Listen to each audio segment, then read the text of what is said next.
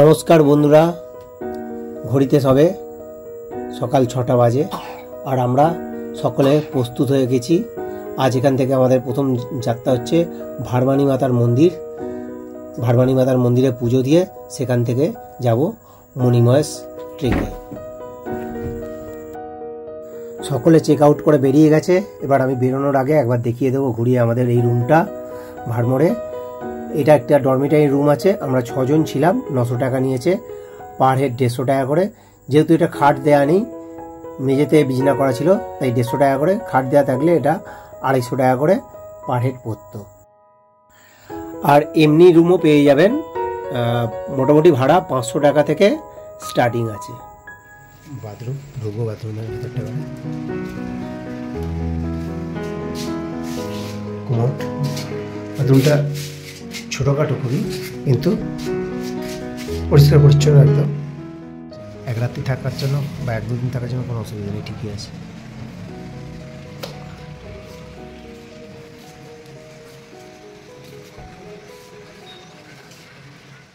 হোটেলের সামনে থেকে 8-16 কিলোমিটার, আর ভারবানী মাতার মন্দির 6 কিলোমিটার দূর। হোটেল থেকে বেরিয়েই সামনে এই যে লঙ্গরখানা, অনেক রকম খাবার দাবার, চা, স্ন্যাক্স আছে। শরীরে একটু এনার্জির জন্য চা খেয়েই এবার বেরিয়ে পড়বো ভারবানী মাতার মন্দিরের দিকে। ভারবানী মাতার মন্দির যাচ্ছে গাড়িতে 6 কিলোমিটার, আর হেঁটে গেলে 3 কিলোমিটার শর্টকাট আছে রাস্তা। তো গাড়ি ভাড়া নেবে হচ্ছে আপ ডাউন 50-100 টাকা, আর হেঁটে গেলে তো 3 কিলোমিটার এমনি চলে যেতে হবে ঠিক করে। আর এখন চারদিক ভেঙে ঢেকে গেছে, পুরো বৃষ্টি হচ্ছে। দেখাবো ঘুরিয়ে উল্টো দিকের পুরো ফগি ওয়েদারটা। এই যে রাস্তা দিয়ে যাচ্ছি, ধারে ধারে আপেল গাছ ভর্তি। এই যে নিচে উপর থেকে আমরা উপরে উঠলাম, এগিয়ে গেছে আমাদের। যে রাস্তাটা দিয়ে হেঁটে যাচ্ছি, বাঁ দিকটা শুধু আপেল গাছ, আর ডান দিকটা ভ্যালি আর পাহাড়ের সংমিশ্রণ। আর এই যে পাহাড়ের খাঁজে খাঁজে এখনো মেঘ কি সুন্দর আটকে আছে, সুন্দর দেখতে লাগছে। প্রাকৃতিক দৃশ্য দেখতে দেখতে পৌঁছে গেছি এই ভারবানী মাতার মন্দিরের সিঁড়ির কাছে।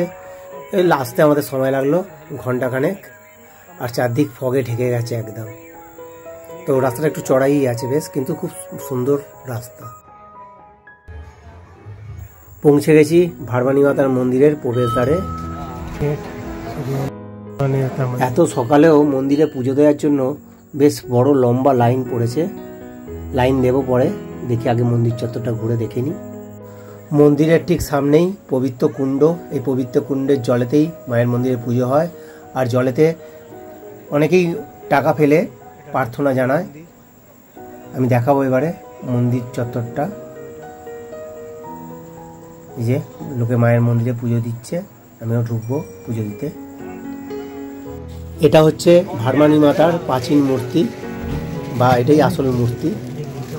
আর এই সঙ্গেই দেখাবো পাশে একটি নতুন মূর্তিও হয়েছে একটা মন্দিরে। এই যে এই মন্দিরে, এটি হচ্ছে ভারবানী মাতার নতুন মন্দির। এবার একবার ঘুরিয়ে দেখাবো বৃষ্টি ভেজা মন্দির চত্বরটি, আর কুয়াশাতে ঢেকে রয়েছে বা মেঘে ঢেকে রয়েছে পুরো এলাকাটা।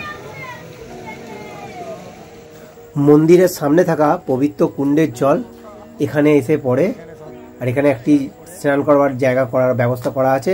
সবাই এখানে স্নান সেরে পুজো দিতে যায়। মন্দিরে প্রবেশ করার আগে এরকম অনেক স্টল আছে। এরকমই একটা স্টলে আমরা আমাদের ব্যাগপত্র রেখে পুজো দিতে গিয়েছিলাম। ওই যে হেঁটে যাওয়ার রাস্তা, অনেকে হেঁটে যাচ্ছে নিচে। এবারে আমরা যখন এই রাস্তা ধরে উপরে উঠেছিলাম তখন পুরো মেঘে ঢাকা ছিল, তাই রাস্তাঘাট আর কিছু দেখানো যায়নি। প্রচুর ওই ভেড়া চড়াচ্ছে, আর এই যে রাস্তা, সরু রাস্তা চলে গেছে। এবার আমরা এখান থেকে গাড়ি ধরে চলে যাব ভারমোড়ে। আর যাবার আগে এই সকালবেলার ব্রেকফাস্টটা এখানেই একটা লঙ্গরখানায় সেরে নেব। ভারবানী মাতার মন্দিরের উপরের পাহাড়টা এখনো পুরো মেঘে ঢেকে আছে, কিছু দেখা যাচ্ছে না। হালকা রোদ্দুর বেরিয়েছে জাস্ট, এখনো মেঘগুলো পাহাড়ের উপরেই জমে আছে। ভারমানি মাতার মন্দিরের সিঁড়ি থেকে।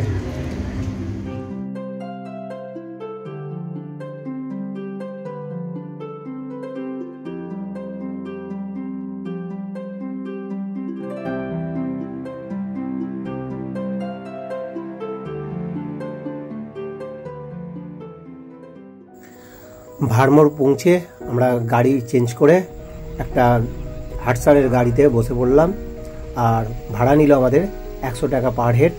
আমরা চলেছি এখন হাটসারের দিকে, যেখান থেকে শুরু হবে আমাদের আজকে মণিমহেশ পদযাত্রা।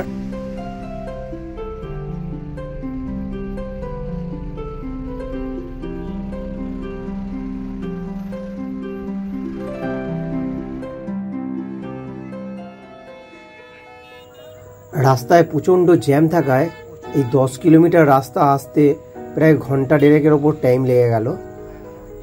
আমাদের ট্রেক শুরু করতে অনেক দেরিও হয়ে যাচ্ছে, প্রায় 11টা বাজে। এবার শুরু করব আমাদের আজকের ট্রেক। দূরে দেখা যাচ্ছে এই যে ওখান থেকে শুরু হবে আমাদের মণিমহেশ যাত্রার পদযাত্রা। এবার আমরা উপর দিকে উঠবো আস্তে আস্তে। ট্রেক এখান থেকে অরিজিনাল স্টার্ট হলো, আর এই যে মানুষজন কেউ যাচ্ছে কেউ আসছে, আর এই অসাধারণ।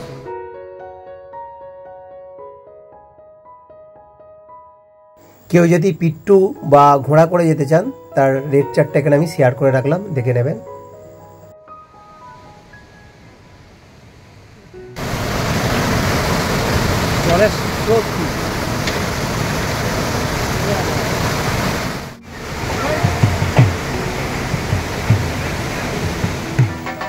ঢাকের বাদ্রির তালে তালে মানুষ কোমর দোলাতে দোলাতে পাহাড় চড়ছে, খুব আনন্দ হচ্ছে। চলে যাওয়ার পর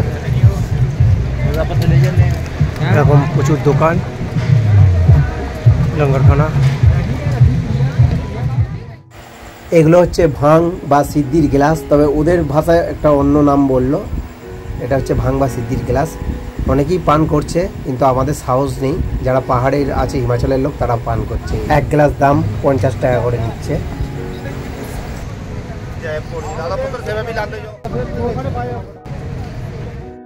সত্যি মণিমহেশ ট্রেকের এই ভিউ দেখলে পান জুড়িয়ে যাচ্ছে। আর ওই যে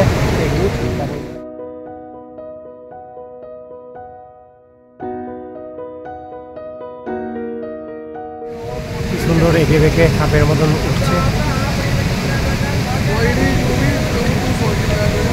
সেই দূরে যাচ্ছে, টিভির মতন দেখা যাচ্ছে, যেহেতু টানলে বোঝা যাবে। ওই যে রাস্তা খুবই সরু আর ভিড় খুবই বেশি। একদিক দিয়ে আসছে, একদিক দিয়ে যাচ্ছি, প্রচণ্ড ভিড়। রাস্তার ভিড় থেকে বোঝা যাচ্ছে, আর এই সরু রাস্তা, সাইডে ঘাস।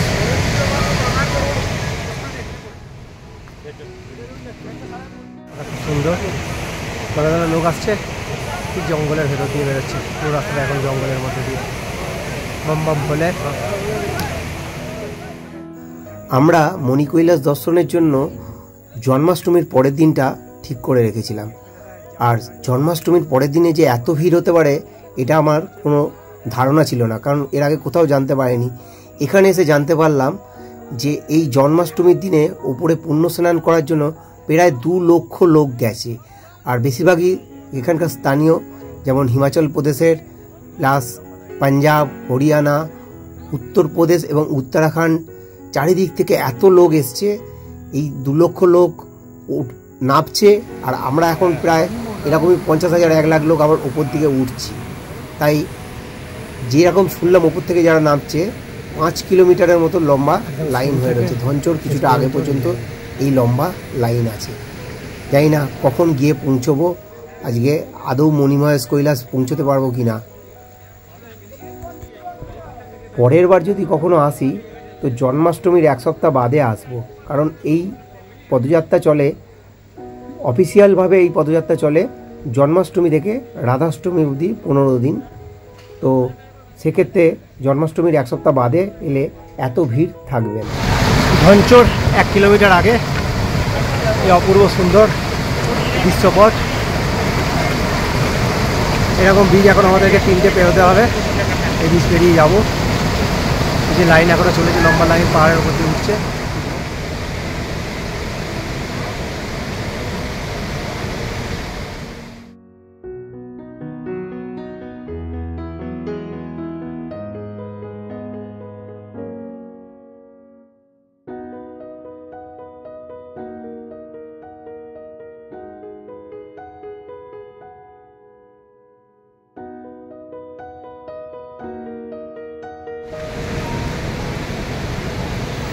ধঞ্চ পৌঁছতেই বিকেল 5টা বেজে গেছে, আর ওয়েদারও খুব একটা ভালো নয়, বৃষ্টি পড়ছে মাঝে মধ্যেই।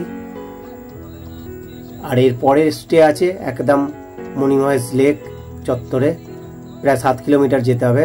তাই আমরা আর এগোবো না, কারণ যদি এই অন্ধকারের মধ্যে এগোই, যদিও ওপর দিকে লাইট দেওয়া আছে, কিন্তু অন্ধকারের মধ্যে এগোলে প্রাকৃতিক যে সুন্দর দৃশ্য সেটা আর দেখতে পাবো না। তাই আমরা ঠিক করলাম যে আজকে রাতটা আমরা এই ধঞ্চতেই কাটাবো। একদম কালো কুচকুচে পাথর, দেখতে দারুণ লাগছে। সামনেই লঙ্গরখানাও আছে, উল্টো দিকেও লঙ্গরখানা আছে। আপনি যদি এই লঙ্গরখানায় থাকেন তো থাকা খাওয়া সবই ফ্রি পেয়ে যাবেন। আর এখানে অনেক ছোট ছোট টেন্টও আছে, যেগুলো আপনি ভাড়া নিতে পারেন। 200 থেকে 500 টাকার মধ্যে ভাড়া পড়বে। আবার কিনে খাওয়ার জন্য কিছু দোকান আছে, সেখানে কিনেও খেতে পারেন।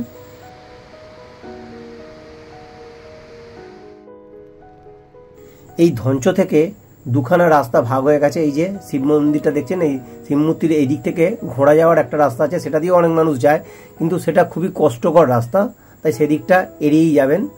আর ডান দিকে যে পুলটা গেছে, ওই পুলের রাস্তাটা ধরেই যাবেন, কারণ ওই রাস্তাটাই সোজা এবং সুন্দর রাস্তা। এখানে প্রাকৃতিক ভিউটাও খুব সুন্দর, তাই অবশ্যই পোলের রাস্তাটা ধরে যাবেন। রাতটা খুব সুন্দরভাবে এই লঙ্গরখানায় খুব আতিথেয়তার সঙ্গে কেটে গেল ধঞ্চতে। আর এই যে সকাল হয়েছে, এখন সকাল হতেই বেরিয়ে পড়েছি। আজকে আমাদের যাত্রা হবে কমলকুণ্ড আর মণিমহেশ লেক।